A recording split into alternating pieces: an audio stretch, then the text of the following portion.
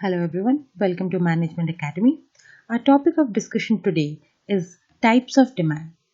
Before discussing types of demand, let us throw some light on what is demand. Demand in economics means desire to buy a commodity backed by willingness to spend for it and ability of a person to pay. Demand for a commodity is most often compared with the price. So demand can also be defined as quantity demanded for a particular goods and services at a particular price. To know more about demand and its determinants, please follow the link above. Now, moving on to our topic, types of demand. On the basis of consumers, demand is divided into two types, individual and market demand. Individual demand refers to demand of several goods and services demanded by a single individual at a particular period of time at different prices. On the other hand, market demand refers to demand of several goods and services made by the entire market and not the single individual at a particular time period at different prices. The concept of individual and market demand can be better understood with the next slides. Here we can see this table shows the demand of an individual at different prices. That means when the price is 50 rupees, he demands 5 units of a particular goods and services, and when the price falls, we can see that the quantity demanded by the individual rises. This concept can also be seen in the table where the x-axis represents the quantity demanded and the y-axis represents the price, and D1 is the demand curve which is downward sloping. We will know more about why demand curve slopes downwards while discussing law of demand in the next videos to come. Now coming to what is a market demand. As I have already told, market demand means demand of the entire market and not the demand of a single individual. Here I have assumed that let the market contains n number of individuals. So market demand is equals to demand made by individual 1, individual 2, 3 and likewise. As we can see, with the fall in the price, the demand keeps on rising and the market demand is clearly seen with the help of this graph. Here the demand of every individual person is depicted in this graph and we can see that every demand curve is downward sloping. So this is what is known as the market demand. Moving on the basis of users, demand is divided into demand for producers goods and demand for consumer goods. Now let us understand what is a producer good and what is a consumer good. Producer goods are also known as intermediate goods.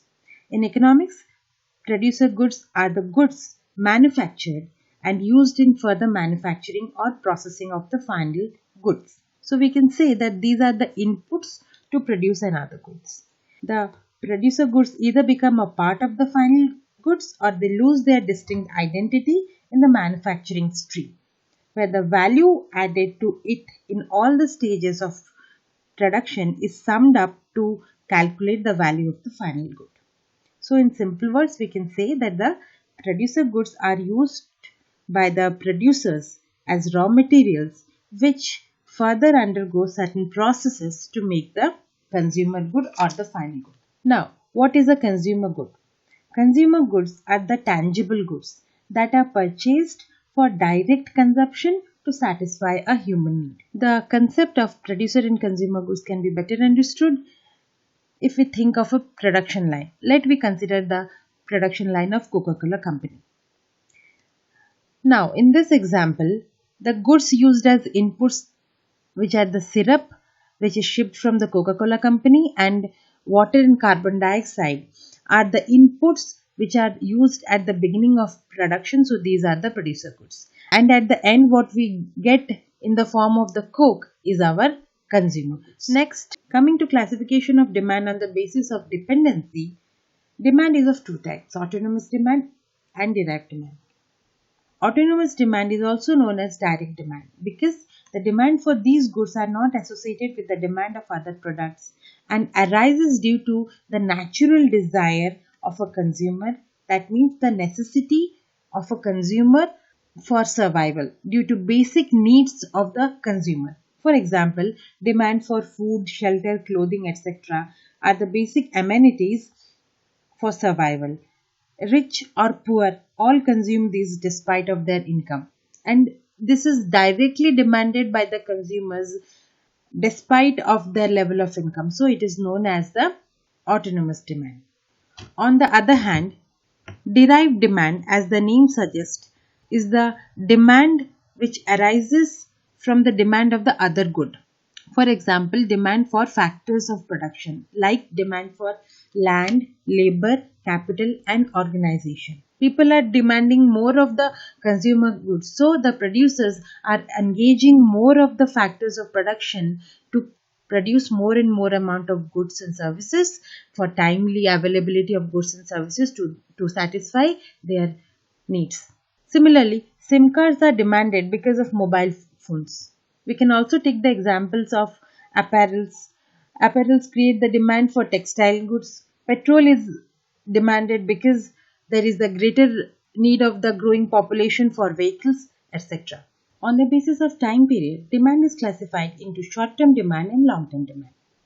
Short-term demand refers to the demand for goods and services that can be used for the current period only. That means for the short period only.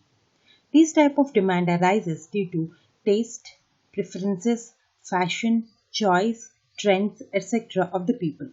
A good example of short-term demand is seasonal demands, such as raincoats are demanded only in the rainy seasons, demand for crackers is higher only during Diwali, and so on. Now coming to long-term demand, in this case, demand is made for those products which can be used for a longer period of time. For example, the demand for the necessary goods such as food, clothing and shelter. These type of demand are considered to be inelastic, does not depend upon the level of income. This demand is greatly affected by the 3 P's of marketing, that is product pricing and promotion. Availability of substitutes too affects the long-term demand greatly. Moving on the basis of market, demand is classified into two, company demand and industry demand. The demand for products by a particular company at a given price over a period of time is known as a company demand. For example, the demand of goods and services of a particular company. For example, demand for Apple laptops only is company demand. On the other hand, the sum total of demand for products of all organizations, all the companies together, is a industry demand. For example, demand for laptops of various brands is known as the industry demand. Further, on the basis of uses, demand is classified into durable demand and non-durable demands. Let us understand this with the help of a distinction between them. Durable goods are non-perishable, whereas non-durable goods are perishable. That means durable goods can be used repeatedly, however, non-durable goods have only single use. Durable goods are the goods which can be demanded for the present needs and for the future needs. However, non-durable goods satisfies only the present needs. The examples of durable goods are machines, buildings, clothes, etc. And the examples of non-durable goods which can be consumed only at the present time is food, fuel, cement, etc. Durable goods create short-run and long-run demand both, while non-durable goods creates only short-run demand. Durable goods needs replacement due to its continuous use.